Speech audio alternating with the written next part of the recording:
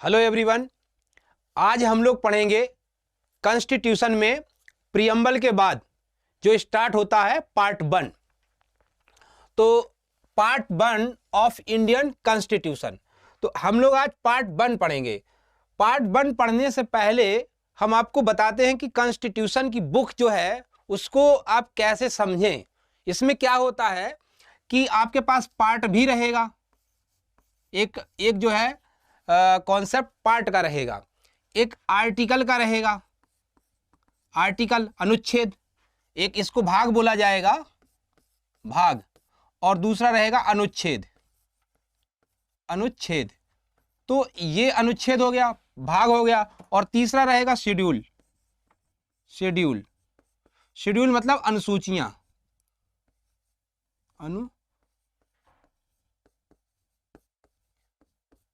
तो अनुसूची रहेगा, पार्ट, आर्टिकल, अनुसूची। तो ये 3 चलेंगे। अब ये आपका आंसर कभी पार्ट हो जाएगा, कभी आंसर आर्टिकल हो जाएगा, और कभी अनुसूची हो जाएगा। तो इसको आपको समझना है। तो आप इसको ऐसे समझ सकते हैं कि जैसे पार्ट 1 हमारा जो है, पार्ट 1 की अगर हम बात करें तो पार्ट 1, अब पार्ट 1 में आपका 4 आर्टिकल रहेंगे। इसमें आर्टिकल 1, आर्टिकल 2, आर्टिकल 3, आर्टिकल 4, इस तरीके से जो है इसमें 4 आर्टिकल रहेंगे। तो अब इसको आप कैसे समझेंगे? आप इसको ऐसे समझिए कि जैसे कोई बुक होती है, मान लीजिए कि फिजिक्स की बुक है या हिस्ट्री की बुक है, किसी भी चीज की बुक है, तो उसमें जो डिवीजन होता है उसमें यूनिट होती है। एक क्या होता है? यूनिट। अगर मैं फिजिक्स की बात करूं तो उसमें यूनिट होती हैं, और फिर यूनिट के अंदर चैप्टर होते हैं, तो उसमें चैप्टर होते हैं। तो आप इसको ऐसे समझिए कि चैप्टर जो पार्ट है, पार्ट को आप समझिए कि कॉन्स्टिट्यूशन की यूनिट है। और ये कितने पार्ट है पूरे कॉन्स्टिट्यूशन में? ये आप 22 जो है, आपको 1 से लेकर 22 तक पार्ट मिलेंगे। और जो आर्टिकल है ये आप किसी पार्ट के यानी कि यूनिट के चैप्टर समझ लीजिए। तो ये हमारे चैप्टर रहेंगे। ये पूरे कॉन्स्टिट्यूशन में चैप्टर आपके 395 तक जाएंगे, 395 तक चैप्टर जाएंगे। अब आप समझ लीजिए कि यूनिट हो गया पार्ट, पार्ट को आप समझिए यूनिट, और यूनिट के अंदर होंगे चैप्टर। तो अगर हम बात करेंगे पार्ट 1 पहली यूनिट है कॉन्स्टिट्यूशन की, तो उसमें 4 चैप्टर है, आर्टिकल 1, आर्टिकल 2, आर्टिकल 3, आर्टिकल 4। अब इसमें यह होता है कि अनुसूची 1 कहां पर है, अनुसूची शेड्यूल 1 कहां पर है? तो इसमें क्या है कि जो हमारा ये चैप्टर है, इसमें कोई, जैसे हमारी बुक होती थी तो उसमें कोई ऐसा वर्ड होता था या कोई ऐसा टॉपिक होता था जिसको वहीं पर ना आप समझा करके बुक के पीछे परसिस्ट लगा देते थे, और परसिस्ट में उसका एक्सप्लेनेशन रहता था। कोई वर्ड है तो उसकी मीनिंग मिल जाएगी। तो जो जिस तरीके से परसिस्ट लगा रहता है किसी बुक में उसके बाद में, ठीक है, तो उसी तरीके से आप समझ लीजिए कि क्या होता है? शेड्यूल होता है। अब आर्टिकल 1 रहेगा, इसमें कोई चीज है जिसे आर्टिकल 1 में वहीं पर एक्सप्लेन नहीं किया गया है, तो उसे ले जाकर के अनुसूची 1 में जाकर के एक्सप्लेन कर दिया गया है, जो कि कॉन्स्टिट्यूशन के पीछे साइड लगी रहती है। तो जो कॉन्स्टिट्यूशन की बुक रहेगी उसमें पार्ट रहेगा, पार्ट के अंदर आर्टिकल रहेंगे, और आर्टिकल में कोई ऐसी चीज है जिसे एक्सप्लेन करने की जरूरत है तो उसके लिए कोई पीछे अनुसूची नंबर होगा। तो अब आर्टिकल 1 की अगर कोई बात है, अगर आर्टिकल 1 में मैं देखूं तो इसमें वर्णन है क्या कि India will be the union of states. India will be the union of state. यह तो इंडिया राज्यों का संघ होगा, यह हमारा आर्टिकल 1 में लिखा है। अब ऐसे आपको स्टेटमेंट दे दिया जाए कि India will be the union of state, this provision जो है ये प्रोविजन कहां पर लिखा है, और ऑप्शन में आपको दिया हुआ पार्ट 1, पार्ट 2, पार्ट 3, पार्ट 4, तो इसमें पार्ट 1 आंसर हो जाएगा। अगर आंसर अनुसूची में दिया है तो अनुसूची 1 इसका आंसर हो जाएगा। अगर जो ऑप्शन है वो आर्टिकल में दिए हैं तो आर्टिकल 1 इसका आंसर हो जाएगा। तो एक ही बात के 3 आंसर बन सकते हैं, या तो अनुसूची आंसर बन सकता है, या पार्ट बन सकता है, या आर्टिकल बन सकता है। तो इसको आपको समझने के लिए कोई भी चीज किसी आर्टिकल में है तो किसी पार्ट का हिस्सा होगी, किसी यूनिट का हिस्सा होगी, तो आपको उसका पार्ट भी पता रखना है, उसका आर्टिकल भी पता रखना है और उसकी अनुसूची भी पता रखनी है। तो एक तो ये बात हो गई। दूसरा, अगर कोई आर्टिकल इस तरीके से लिखा है कि आर्टिकल और यहां पर लिखा है 1 और यहां पर लिखा है आपका ए, तो ये आर्टिकल एक दूसरा आर्टिकल माना जाएगा। अगर इस तरीके से लिखा है कि आर्टिकल 1 और इस तरीके से ये, तो ये जो है ये कोई दूसरा आर्टिकल नहीं है, ये यहां पे इसको क्लॉज पढ़ा जाता है, इसे पढ़ा जाएगा आर्टिकल 1 क्लॉज ए, और ये वाला जो होगा आर्टिकल 1 ए कहलाएगा। ये दूसरा आर्टिकल है, ये जो है ये हमारा आर्टिकल 1, इस वाले आर्टिकल से इस आर्टिकल का कोई मतलब नहीं है, ये दूसरा आर्टिकल है और ये दूसरा आर्टिकल है। लेकिन जो ये वाला है, ये आर्टिकल 1 ए, ये जो आर्टिकल है ये इसी का हिस्सा है, इस वाले आर्टिकल का, ये क्लॉज 1 को रिप्रेजेंट कर रहा है। मतलब अगर यहां पर हम इस तरीके से लिखते हैं, ऐसे ब्रैकेट लगा करके उसके अंदर लिखते हैं, तो वो उसका क्लॉज कहलाता है। और अगर ब्रैकेट नहीं लगाते हैं, इसको इस तरीके से लिखा जाता है कि आर्टिकल 1 है और फिर हमने लिख दिया आर्टिकल 1 ए, तो ये अलग आर्टिकल है और ये अलग आर्टिकल है। लेकिन अगर ये इस तरीके से लिखा तो ये वाली जो चीज लिखी है वो इसका हिस्सा माना जाएगा, क्योंकि इसके बाद क्लॉज लगा हुआ है। तो आपको आर्टिकल समझना है और आर्टिकल के अंदर क्लॉज कैसे लिखे जाते हैं उसको समझना है। क्लॉज को लिखने के लिए हम किसी आर्टिकल का नंबर लिखते हैं और उसके बगल में ब्रैकेट लगा करके, स्मॉल ब्रैकेट लगा करके उसमें लिखते हैं, तो वो उसका क्लॉज कहलाता है। तो हम इस तरीके से पार्ट, अनुसूची और आर्टिकल और क्लॉज, ये 4 वर्ड यहां पर आएंगे, इसको हमने यहां पे समझा। अब हमारा पार्ट 1 जो है ऑफ इंडियन कॉन्स्टिट्यूशन, इसका नाम इस, अब चैप्टर 1 हमारा स्टार्ट हो रहा है। ये जो पार्ट है इसका नाम ये रहा, the union and it's territory. जो हमारा संघ है और उसका जो राज्य क्षेत्र है, the union and it's territory, ये हमारा जो है इस भाग का नाम है, इस यूनिट का नाम है। और उसके अंदर 4 चैप्टर रहेंगे, आर्टिकल 1 से लेकर के 4 तक, यानी कि 1, 2, 3 और ये 4, ये 4 चैप्टर इसमें रहेंगे, यानी कि आर्टिकल 1, आर्टिकल 2, आर्टिकल 3 और आर्टिकल 4। तो इसी 4 चैप्टर को हमें इस यूनिट में पढ़ना है, यानी कि पार्ट 1 में हमें 4 चैप्टर यानी कि 4 आर्टिकल को पढ़ना है, 4 अनुच्छेद को पढ़ना है। तो हम लोग देखते हैं इस यूनिट का नाम क्या है। इस यूनिट का नाम है the union and it's territory. The union and it's territory, union का मतलब है यहाँ पे संघ और टेरिटरी का मतलब है राज्य क्षेत्र। क्या है मतलब? राज्य क्षेत्र। तो जो हमारा संघ है और जो उसका राज्य क्षेत्र है, हमें इसके बारे में पढ़ना है। अब हम लोग देखते हैं, अब देखो हमारा आर्टिकल 1 आया, उसका जो क्लॉज 1 है वो क्या कहता है।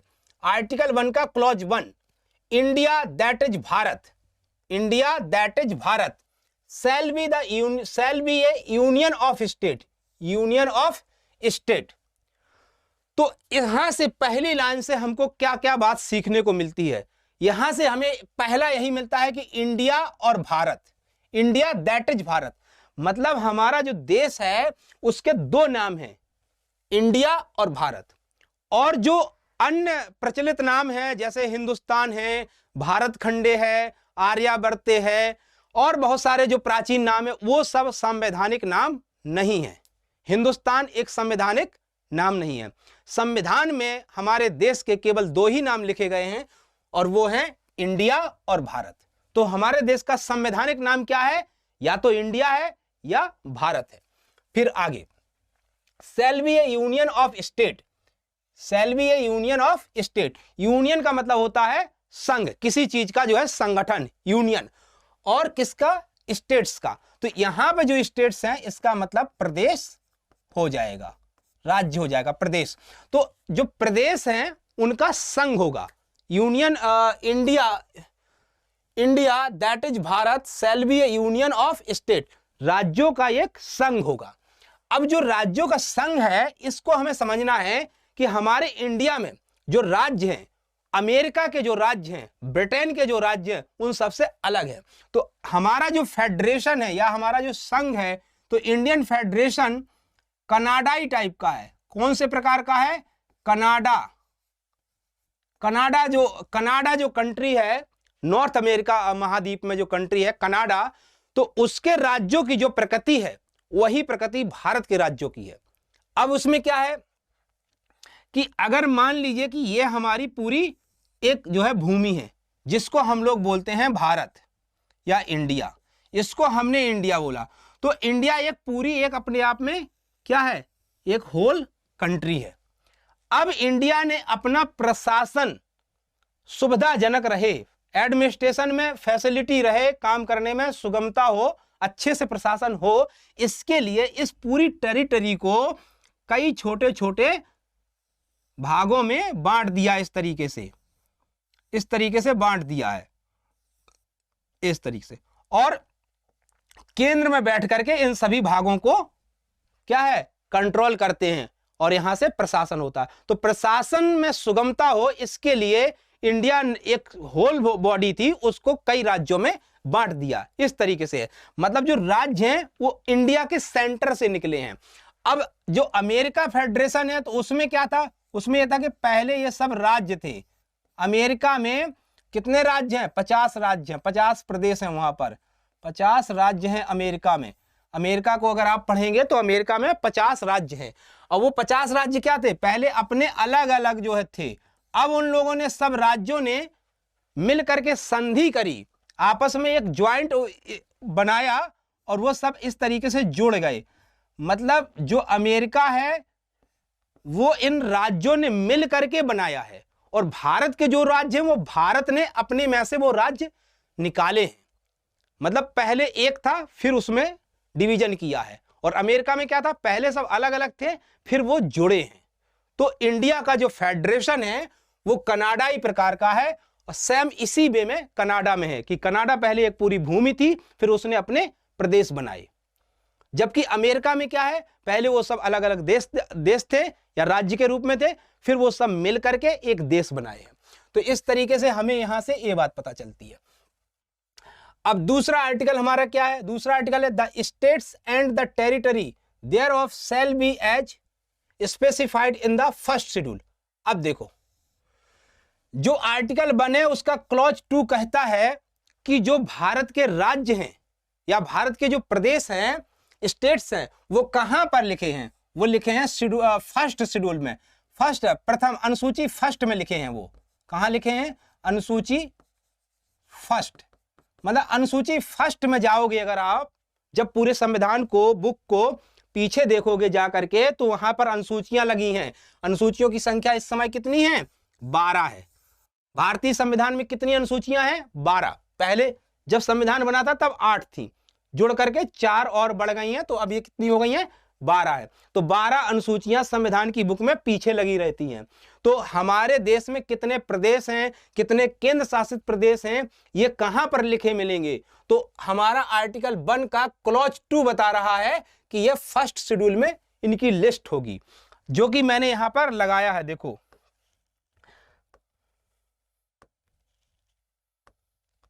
देखो ये जो है फर्स्ट शेड्यूल है।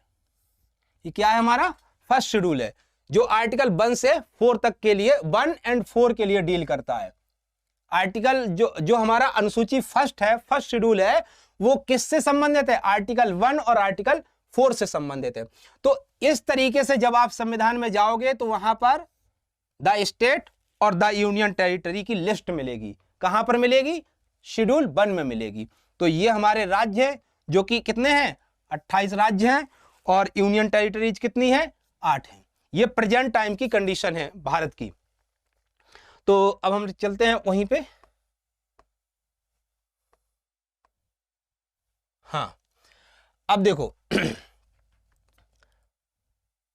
अब इन्होंने क्या कहा है तीसरे क्लॉज में कि the territory of India shall comprise, जो इंडिया की टेरिटरी होगी उसमें क्या होगा?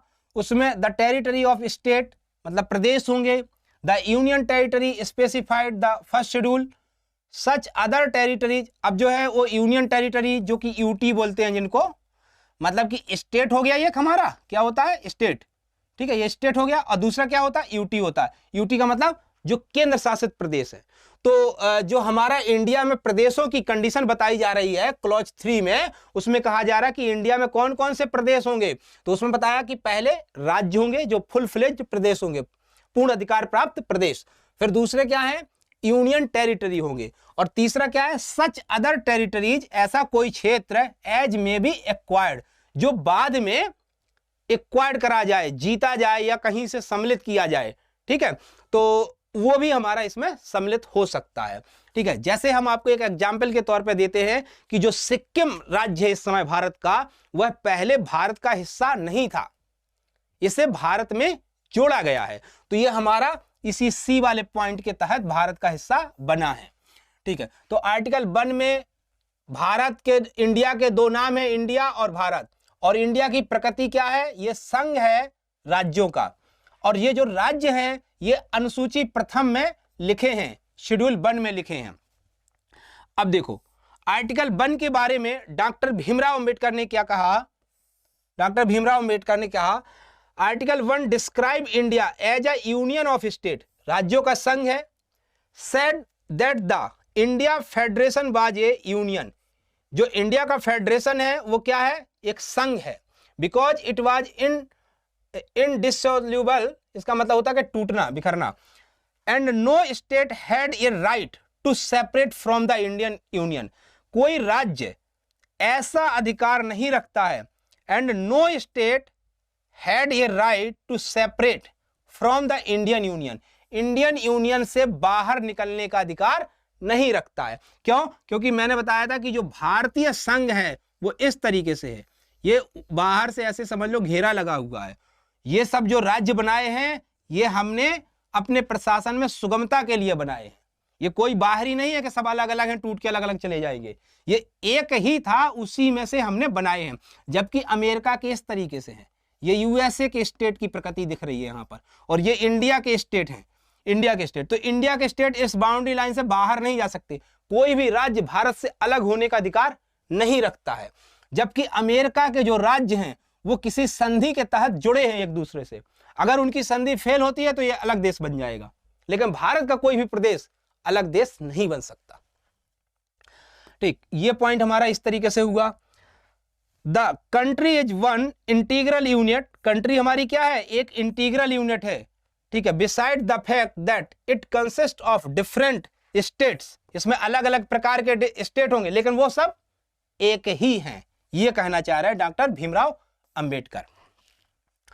इसके आगे और यहां पे एक्सप्लेन किया गया है कि India is a federal system, India क्या है एक फेडरल सिस्टम है, मतलब एक संघ है, संघ, ठीक, एक संगठन है। But with the more tilt towards a unitary system, unitary system का मतलब होता है एकात्मक, एकात्मक, एकात्मक। हमारा जो ये संघ है, संघ मतलब होता है कई लोगों को मिल करके, अलग अलग लोग मिल करके एक संघ बनाए हुए हैं। लेकिन भारत पूर्ण रूप से संघ नहीं है, पूर्ण रूप से यूनिटरी सिस्टम नहीं है, एकात्मक नहीं है। उसमें प्रदेश अपने कुछ दायरे में अधिकार भी रखते हैं, क्योंकि हमारे यहाँ का क्या है लिखित संविधान है। तो इंडिया एक फेडरेशन है लेकिन वो केंद्र की तरफ झुका हुआ है, मतलब केंद्र ज्यादा मजबूत है, यहां पर ये कहना चाह रहे हैं। तो इंडिया का जो फेडरल सिस्टम है इसे हम लोग अर्ध संघात्मक, जैसे क्वासी फेडरल, इसका मतलब होता है क्वासी फेडरल का मतलब होता है अर्ध संघात्मक, अर्ध संघात्मक,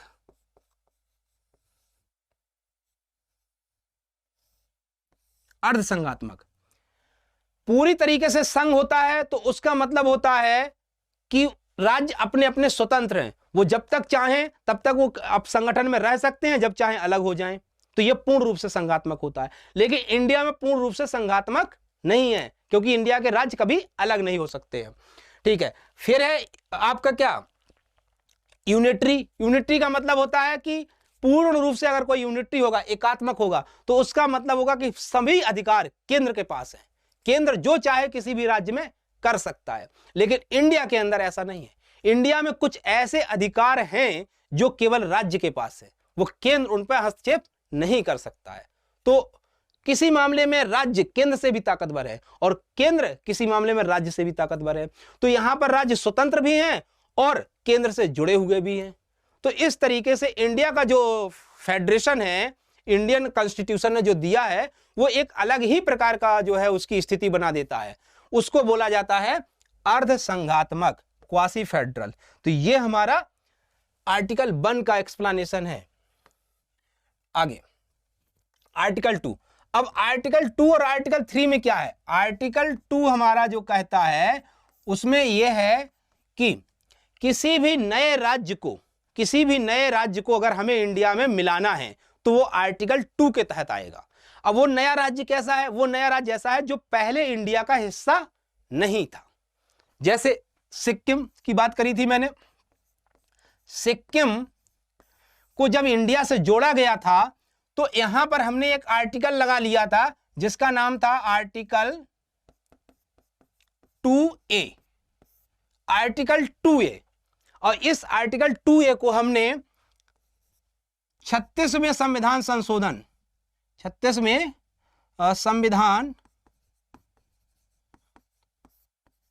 संशोधन अधिनियम,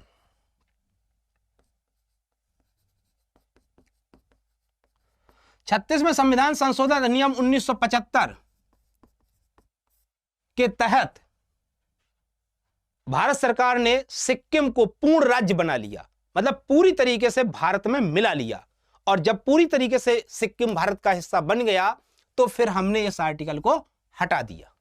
तो अब हमारे पास जो आर्टिकल हैं वो आर्टिकल 1 वहां पड़ा, 2, 3 यहां पर नहीं तो एक आर्टिकल लगा रहता था, आर्टिकल 2A ये लगा रहता था, जिसे हमने 1975 में खत्म कर दिया। ये 1975 में खत्म हो गया। क्यों? क्योंकि जिस बाहरी राज्य को हमने जोड़ा था वो पूर्ण राज्य बन गया। ठीक, तो आर्टिकल 2 में क्या होता है? नए राज्य को एडमिट करते हैं। क्या करते हैं? नए राज्य को एडमिट करते हैं या एस्टेब्लिश करते हैं, या विजय मतलब कोई राज्य जीतते हैं, तब हम आर्टिकल 2 के तहत लाते हैं।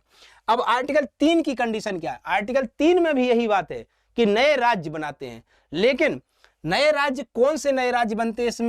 इसमें वो नए राज्य इसके द्वारा बनते हैं जो पहले से इंडिया में हैं। जैसे एग्जाम्पल के तौर पर हम आपको देते हैं कि उत्तर प्रदेश से उत्तराखंड राज्य बना दिया, उत्तर प्रदेश का कुछ हिस्सा निकाल करके उत्तराखंड बना दिया। इसी प्रकार से मध्य प्रदेश का कुछ हिस्सा अलग करके छत्तीसगढ़ बना दिया, बिहार का कुछ हिस्सा अलग करके झारखंड बना दिया, आंध्र प्रदेश का कुछ हिस्सा अलग करके तेलंगाना बना दिया। तो आर्टिकल 3 भी वही काम करता, 2 भी वही काम करता कि नए राज्यों को बनाता है, नए राज्यों को लाता है उसमें। लेकिन आर्टिकल 2 जो पहले से भारत का हिस्सा नहीं है वैसे राज्यों को लाता है, और आर्टिकल 3 जो पहले से भारत का हिस्सा है उसी में से नए राज्य बना देता है। कुछ जिले एक प्रदेश के दूसरे प्रदेश को दे सकता है, किसी राज्य का नाम बदल सकता है। जैसे आपने देखा कि उत्तराखंड का नाम पहले उत्तरांचल था। क्या था नाम? उत्तरांचल था उसका, उत्तराखंड का। फिर क्या हो गया? उत्तराखंड हो गया। नाम बदल सकता है, बाउंड्री बदल सकता है, उसका एरिया बदल सकता है, और उसमें से नए राज्य बना सकता है। किसी राज्य को पूर्ण रूप से खत्म करके किसी पूरे राज्य को दूसरे राज्य में भी मिला सकता है। तो ये आर्टिकल 3 के तहत होता है। अब आर्टिकल 4 में क्या है? आर्टिकल 4 में यह है कि जो आर्टिकल 2 और 3 में काम होना है वो करेगा कौन? वो करेगा पार्लियामेंट। पार्लियामेंट मतलब आर्टिकल 2 और 3 के तहत जो परिवर्तन भारतीय राज्य में की स्थिति में होना है उसको करने की शक्ति किसके पास है? उसको करने की शक्ति आर्टिकल पार्लियामेंट के पास है। और ये कहां लिखा है? ये आर्टिकल 4 में लिखा है। अब देखो, it says that any law referred to article 2 and 3 will contain such provision for the amendment of the first schedule। अब देखो, जब आर्टिकल 2 के तहत कोई परिवर्तन होगा तो जो फर्स्ट शेड्यूल है जिसमें मैंने दिखाया था कि राज्यों की लिस्ट है, तो उसमें परिवर्तन होगा। क्या होगा? उसमें परिवर्तन होगा। जैसे मान लीजिए कि उत्तर प्रदेश, जब उत्तराखंड नहीं था, उत्तराखंड का हिस्सा भी उत्तर प्रदेश में था, तो वहां पर केवल उत्तर प्रदेश लिखा रहता था। अब जब उससे राज्य एक थोड़ा दूसरा निकल गया, उत्तराखंड आ गया, तो वहां पर एक लिखना पड़ेगा ना उत्तराखंड, तो फर्स्ट शेड्यूल चेंज हो गया। तो फर्स्ट शेड्यूल में क्या होता है? चेंज होता है आर्टिकल 4 के तहत। और इसके अलावा फोर्थ शेड्यूल में भी होता है, ये मतलब चौथी अनुसूची है, फोर्थ शेड्यूल में भी परिवर्तन होता है। यह क्यों होता है? क्योंकि जो हमारी चौथी अनुसूची है इसमें किसी राज्य से राज्यसभा में सीटें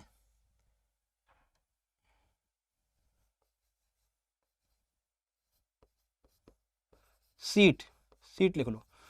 तो आर्टिकल अनुसूची 4 में यह दिया गया है कि किसी राज्य, जैसे उत्तर प्रदेश है तो उत्तर प्रदेश में राज्यसभा की इस समय 31 सीटें हैं, 31 सीटें हैं उत्तर प्रदेश से, और लोकसभा की कितनी है?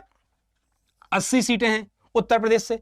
तो किसी राज्य में राज्यसभा की कितनी सीटें होंगी इसका पता कैसे चलेगा? इसका पता चलेगा आपको अनुसूची नंबर 4 में जाने पर। तो अनुसूची 4 में सभी राज्यों के लिए कितनी कितनी सीटें राज्यसभा के लिए निर्धारित हैं उसका पता चलेगा। तो यदि किसी राज्य का कोई हिस्सा अलग होता है तो उतनी सीटें अलग हो जाएंगी, तो वो सीटें अलग दिखानी पड़ेंगी। इसके लिए हमें अनुसूची नंबर 4 में भी परिवर्तन करना पड़ेगा। तो आर्टिकल 4 यह कहता है कि जो काम आर्टिकल 2 और 3 के तहत होगा उससे अनुसूची 1 और अनुसूची 4 में परिवर्तन होगा, और वो परिवर्तन करने का अधिकार किसके पास है? पार्लियामेंट के पास है। ये हमारा आर्टिकल 4 है। तो इस तरीके से हमने चारों आर्टिकल पढ़ लिए। अब देखो, टेरिटरी ऑफ इंडिया इन 1950, जब हमारा देश आजाद हुआ और 26 जनवरी 1950 को देश का संविधान जब लागू हुआ तो उस समय भारत के राज्यों की स्थिति क्या थी, तो उसकी बात की जा रही है यहां पर। 26 जनवरी 1950 के दिन इंडिया की यह स्थिति थी। इंडिया में जो राज्य थे वो 4 प्रकार के थे, part A, part B, part C और पार्ट डी। पार्ट ए में 9 प्रकार के राज्य थे, पार्ट बी में भी 9 राज्य थे, और पार्ट सी में 10 राज्य थे। इनके क्वेश्चन पूछे जाते हैं। आपसे पूछा जाएगा कि इंडिया का जो कंडीशन है 26 जनवरी 1950 के समय कितने प्रकार के राज्य थे? इसका आंसर है 4 प्रकार के। फिर इसमें से भी कुछ पूछ सकता है, पूछ ले कि पार्ट डी में कितने राज्य थे, तो पार्ट डी में 1 राज्य था, अंडमान एंड निकोबार आइलैंड। यह था स्थिति। पार्ट ए की बात करें तो इसमें 9 राज्य थे। वो कौन कौन से थे इनका भी पूछ सकता, और गहराई से अगर जाएगा तो पूछेगा कि बताओ बॉम्बे जो था वो कौन से पार्ट का हिस्सा था, तो पार्ट ए का हिस्सा था। अगर मान लीजिए पूछ लिया आपसे कि मध्य भारत, उस समय मध्य प्रदेश नहीं होता था, उस समय होता था मध्य भारत, मध्य भारत कौन से पार्ट का हिस्सा था, तो आपका आंसर है पार्ट बी का। तो इसमें पार्ट ए में 9 राज्य हैं, ये लिखे हैं। पार्ट बी में 9 राज्य हैं, इनका ये नाम लिखा है। पार्ट सी में 10 राज्य थे, इनके ये नाम है। और पार्ट डी में 1 राज्य था, अंडमान निकोबार। ये 26 जनवरी 1950 के दिन भारत की स्थिति थी। अब देखो फजल अली कमीशन। अब भारत में क्या हुआ कि जब प्रशासन हुआ तो उसमें प्रशासन में कुछ कमियां या कुछ दिक्कतें आई, तो लोगों ने यह चाहा कि एक भाषा जो है वो बैरियर के रूप में काम कर रही थी, मतलब कि व्यवधान हो रहा था। तो लोगों ने कहा कि भाषा के आधार पर अलग अलग राज्य बना दिए जाएं, जहां जो भाषा बोली जा रही है वहां पर वो राज्य बना दिया जाए। जैसे उड़िया बोली जा रही तो उड़ीसा बना दिया जाए, गुजराती बोली जा रही तो गुजरात बना दिया जाए, मराठी बोली जा रही तो महाराष्ट्र बना दिया जाए। इस तरीके से एक डिमांड उठी, तो उसके लिए एक आयोग बैठाया गया, फजल अली कमीशन, फजल अली आयोग। 1953 में इसको इस्टेब्लिश किया गया, इसको स्थापित किया गया, जिसके अध्यक्ष कौन थे? फजल अली थे। और इन्होंने रिपोर्ट दी थी 1955 में। 1955 में इन्होंने रिपोर्ट दी, ठीक। तो फिर क्या हुआ, यह है इनका रिपोर्ट का। फिर यह हुआ कि स्टेट रीऑर्गेनाइजेशन एक्ट 1956, राज्य रीऑर्गेनाइजेशन, पुनः इनका ऑर्गेनाइजेशन एक्ट 1956 पारित किया गया। संविधान में, संसद में स्टेट रीऑर्गेनाइजेशन एक्ट 1956 पास किया गया, जिसके तहत भारत के राज्यों की स्थिति बदली गई। किसके आधार पर? On the basis of language, language के बेसिस पर, भाषा के आधार पर। किसके आधार पर? भाषा के आधार पर। भाषा के आधार पर राज्यों का जो है गठन हुआ, राज्यों का पुनर्गठन, इसको बोलने जाएगा राज्यों का पुनर्गठन, राज्य पुनर्गठन।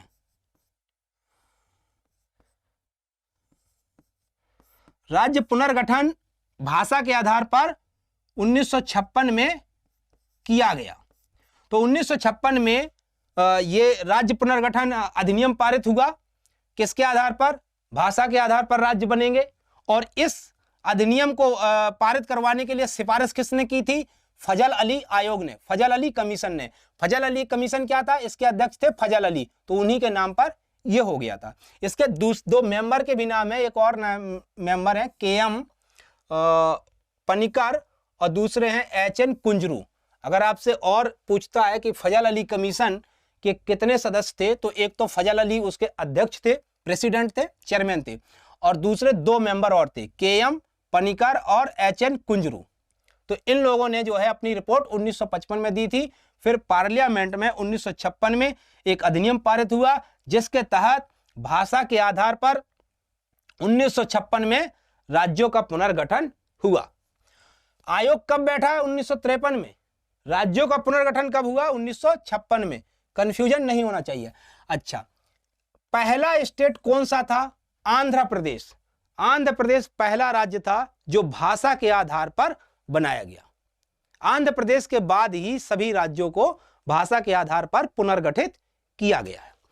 तो जब राज्यों का पुनर्गठन हुआ तो इसके लिए संविधान में 7वां अमेंडमेंट भी हुआ। 7th अमेंडमेंट एक्ट 1956 हुआ। कॉन्स्टिट्यूशन में 7वां अमेंडमेंट हुआ। तो यहां पे 7वां अमेंडमेंट भी याद रखना है, फजल अली आयोग भी याद रखना है, और भाषा के आधार पर राज्यों का पुनर्गठन हुआ, यह भी याद रखना है। पहला राज्य भाषा के आधार पर कौन बना? आंध्र प्रदेश बना, यह याद रखना है। ठीक। जब राज्यों का पुनर्गठन हो गया 1956 में, तो भारत की स्थिति क्या हुई? तब भारत में 2 प्रकार के टेरिटरी हो गया। एक को कहते राज्य यानी कि प्रदेश, और एक को कहते संघ शासित प्रदेश, यूनियन टेरिटरीज। ये हो गया हमारा संघ शासित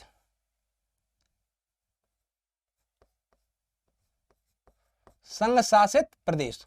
तो यूनियन टेरिटरी और स्टेट, 2 प्रकार के राज्य भारत में 1956 में बने। पहले हमने देखा था 26 जनवरी 1950 के समय 4 प्रकार के थे, part A, part B, part C, part D type के। लेकिन 1956 में रीऑर्गेनाइज होने के बाद 2 प्रकार के स्टेट निकल करके सामने आए। वो कौन से थे? एक स्टेट और दूसरे यूनियन टेरिटरी। अब यहां पे क्वेश्चन पूछा जाएगा कि कितने स्टेट थे, तब आंसर होगा 14 स्टेट थे। कितने स्टेट थे? 14। वो कौन कौन से थे? ये थे आपके Andhra Pradesh, Assam, Bihar, Bombay, Jammu and Kashmir, Kerala, Madhya Pradesh, Madras, Mysore, Orissa, Punjab, Rajasthan, Uttar Pradesh, West Bengal. Union territory कितनी थी उस समय? 6। कितनी यूनियन टेरिटरी थी? 6। अंडमान एंड निकोबार आइलैंड, दिल्ली, हिमाचल प्रदेश, ये यूनियन टेरिटरी थी। ध्यान रखना है, प्रदेश लिखा है लेकिन ये यूनियन टेरिटरी में आता था 1956 में। हिमाचल प्रदेश, लक्षद्वीप, मिनिकॉय, अमीनडीवी आइलैंड्स, जिसे अब लक्षद्वीप बना दिया गया, ये सब पूरा मिलके लक्षद्वीप बन गया है। मणिपुर और त्रिपुरा, इतनी यूनियन टेरिटरी थी। 6 राज्य कितने थे? 14। कब? 1956 में। कब? किसके बाद हुआ ये? जब राज्य पुनर्गठन अधिनियम 1956 पारित हो गया, उसके बाद की स्थिति ये है। Territory of India at present 2022, मतलब जब मैं पढ़ा रहा हूं 2022 में, इस समय भारत की स्थिति क्या है? तो इस समय भारत की स्थिति ये है। आपके पास अनुसूची फर्स्ट में 2 प्रकार की टेरिटरी है भारत में। एक का नाम है प्रदेश, पूर्ण अधिकार प्राप्त प्रदेश है ये, और दूसरा है यूनियन टेरिटरी, जिसे केंद्र से भी शासित किया जाता है। तो ये 2 प्रकार के हैं।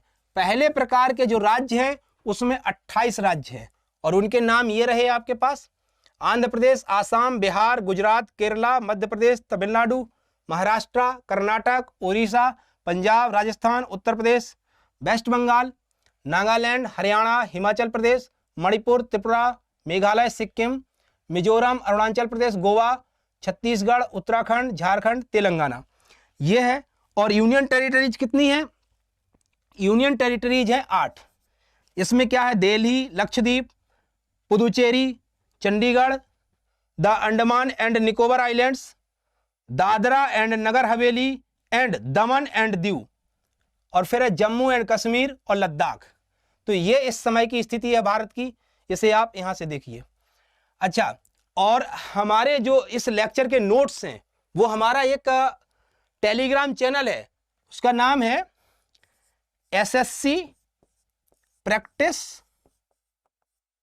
मॉक, ये नाम है हमारे टेलीग्राम चैनल का, और यही नाम हमारे यूट्यूब चैनल का भी है जिस पे आप पढ़ रहे हो। तो आपको ये नोट्स इस चैनल पर मिल जाएंगे, तो आप वहां से जा करके हमारे जो फ्री में PDF है, इस सेम चीज इसको आप डाउनलोड कर सकते हैं।